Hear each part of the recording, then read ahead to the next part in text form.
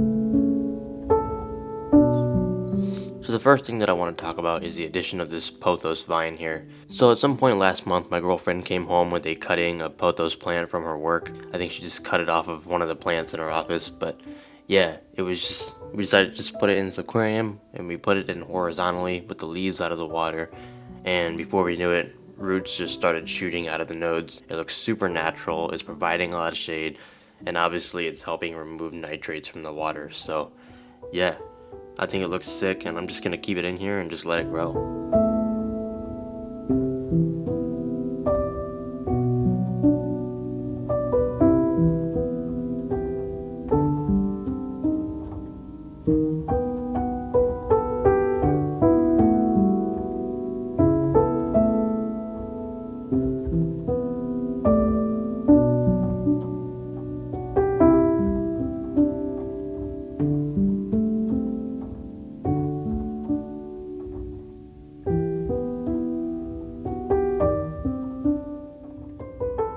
So moving on, as you can see, Frogbit has completely taken over this aquarium. Now in the last video, I had waterless in here, and I decided to swap it out just to kind of change it up a little bit. You know how we like to change things up every month or so, just to kind of keep things interesting.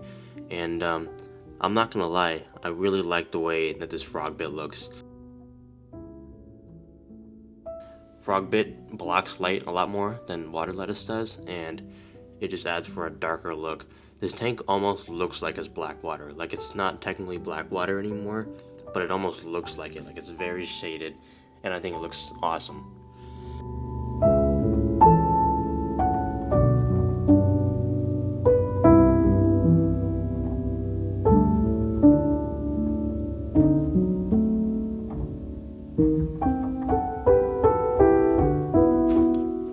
In addition to the Frogbit growing, we also have this rock here that is starting to get covered in moss. If you remember in the last video, I put a little bit of Java moss on this rock, and it is starting to establish, and it's kind of growing. The rock is really fuzzy, so that's cool. Now you probably noticed this already, but that is the waterfall feature in this tank is no longer running. And now it still works, but the thing is it honestly just scares me. I've mentioned this before, and that is sometimes a waterfall will spray water in undesirable locations if the tubing isn't in right, or maybe, like, I don't know, like the pressure changes ever so slightly. if I want to attempt this kind of feature again, definitely do something that is deeper, or perhaps use a paludarium that has like glass in the back, you know what I'm saying? Something like that. But for this specific tank, I don't want to run this waterfall because it's just a ticking time bomb, and yeah. Hopefully you guys understand. Before we sign off, I want to mention one more thing, and that is typically when the tanks reach this point in their lifespan, they start to get deprived of nutrients, and that has happened in this tank. The frog bit was starting to turn yellow because, I mean, we have so many water column feeders in this tank, and there's just no nutrients in the water column anymore. So because of that, I've been dosing this aquarium with fertilizer like once a week, maybe sometimes twice. I give it about like 10 drops. So I'm really happy with this iteration of the tank. I think it looks beautiful. It's just looking very natural. Every day that passes, it just looks better and better. So with all that being said, let me know guys, what is something that you want to see in the next iteration of this tank? What is something that you want to see me add, or perhaps subtract or replace? One thing I want to do more in this channel is just have more community engagement when it comes to the way we execute certain things. I think it's just a fun way to interact with everyone and go on the journey together, you know what I'm saying? So hope you guys enjoyed the video. I'll see you guys in the next one. Peace.